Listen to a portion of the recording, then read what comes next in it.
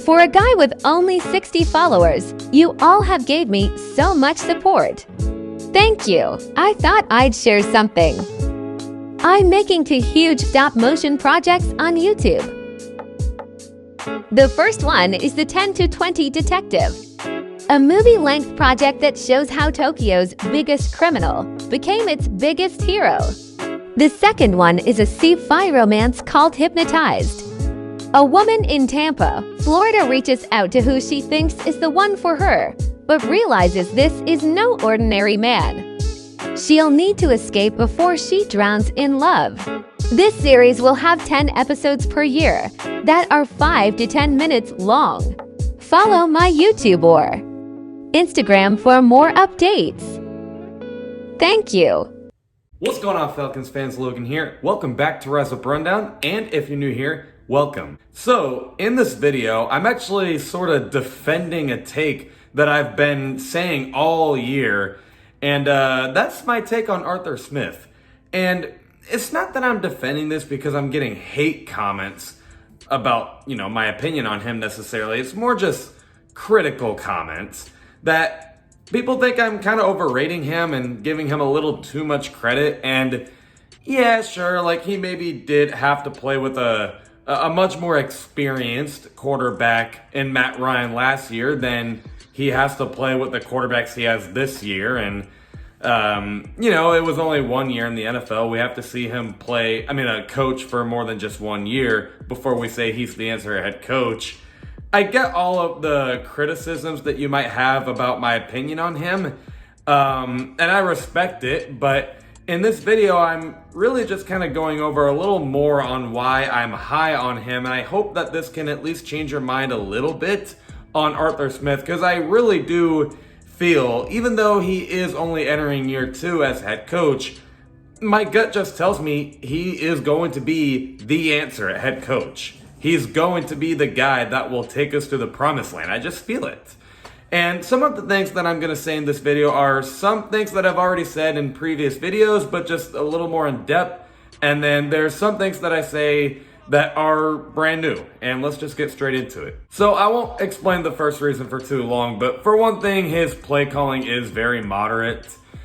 He is sort of similar to Kyle Shanahan. He has like the play action, bootleg, utilize those tight ends, and he even knows how to utilize running backs. And that is, for the most part, what works in the NFL. It's basically just an offensive league, whether you want to believe it or not. And I'm happy that we have an offensive coach and also kind of a younger coach, so he has a lot to learn and he has a lot of time to develop as a coach. The second reason on why I'm very high on Arthur Smith is because he has a culture of accountability, which is something he promised heading into Atlanta. And you see it. I mean, I don't know how you would say that he isn't keeping his players more disciplined than Dan Quinn was. Dan Quinn was trying to bring in all these quotes, like he's bringing in the whole in brotherhood thing. And, I don't know. I can't even remember the other quotes that he made, but it was very outdated. You can tell that the team just was so out of it.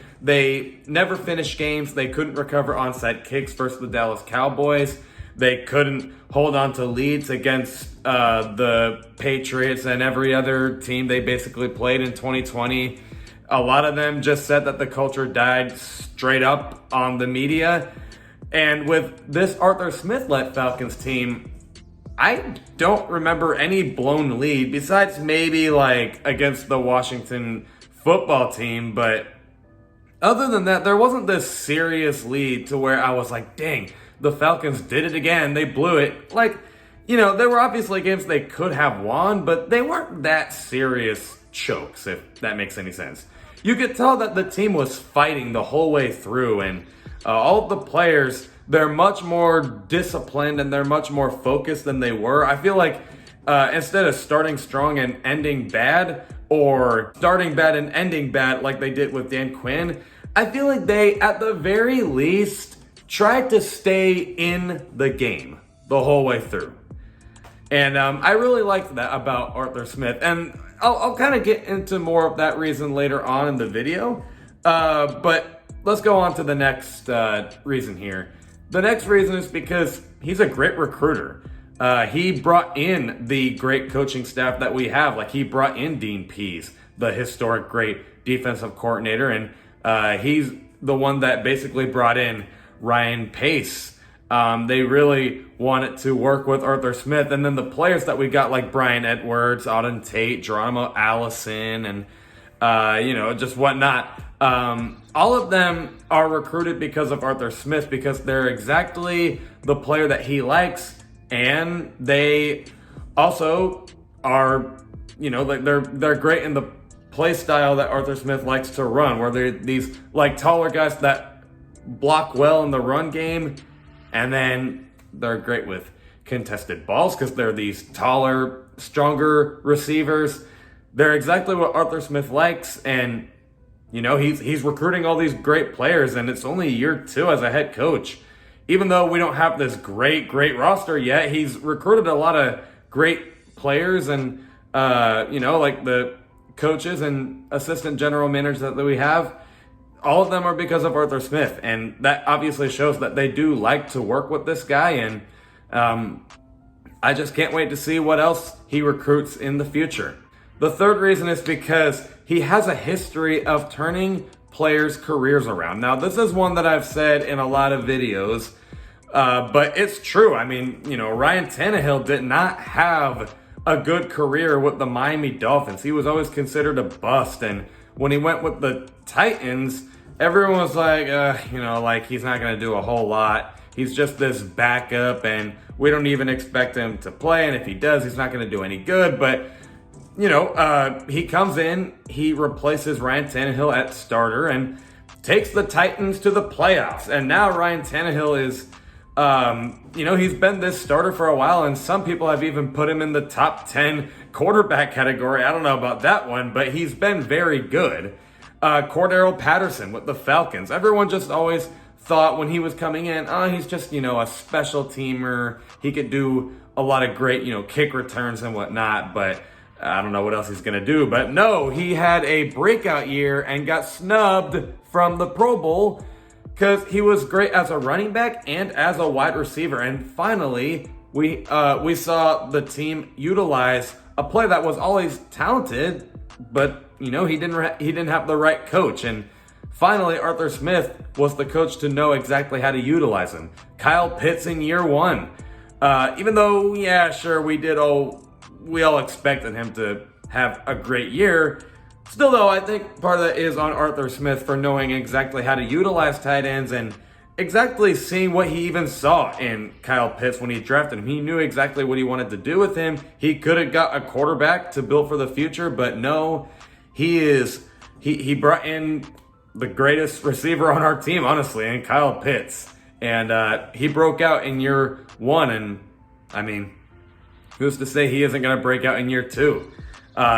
He's just done it so many times where he's turned these players' careers around, and I think he can do this again with Desmond Ridder or Marcus Mariota even.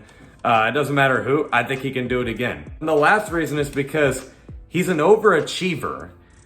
And I kind of went over this, and I kind of didn't in my previous videos, but he overachieves a lot in the NFL. When he got the first real opportunity as an offensive coordinator for the Tennessee Titans, people looked at the Titans as maybe a potential playoff team in 2019, but they never thought that they were an AFC championship team in 2019. But when Arthur Smith took over as offensive coordinator, Titans went pretty far. They went pretty far and almost made that Super Bowl. And even the year after that in 2020, they still almost won that playoff game. And then last year with the Falcons. Falcons had a freaking terrible roster. It was literally so freaking bad. They should not have been in playoff contention at all. But they were. They were in the mix for a very long time until week 17, 16. Is when they finally got eliminated. In the Dan Quinn era, that just never happened. We always were eliminated very quickly. We always started bad. But Arthur Smith overachieved, and this Falcons team actually did pretty good last year when they weren't supposed to.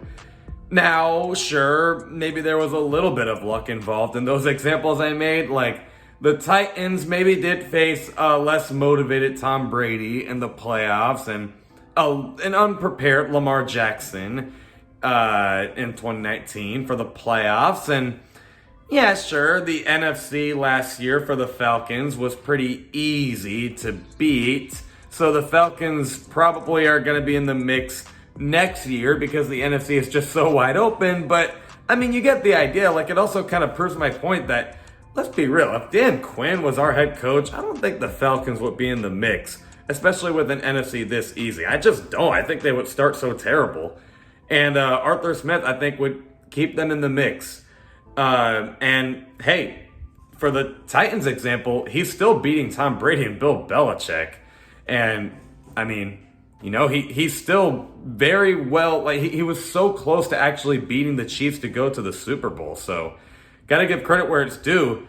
And, you know, I really believe in Arthur Smith. I say it a lot, and I'll keep saying it because I truly do believe that you will see after year 2, he is going to show so much promise, and he is going to show that he is the future for the Atlanta Falcons. And I think he is the sole reason he will overachieve. But we just got to build a better roster before we can have Super Bowl expectations. But I think Arthur Smith is the guy. And am I still overreacting? Let me know what you guys think in the comments below.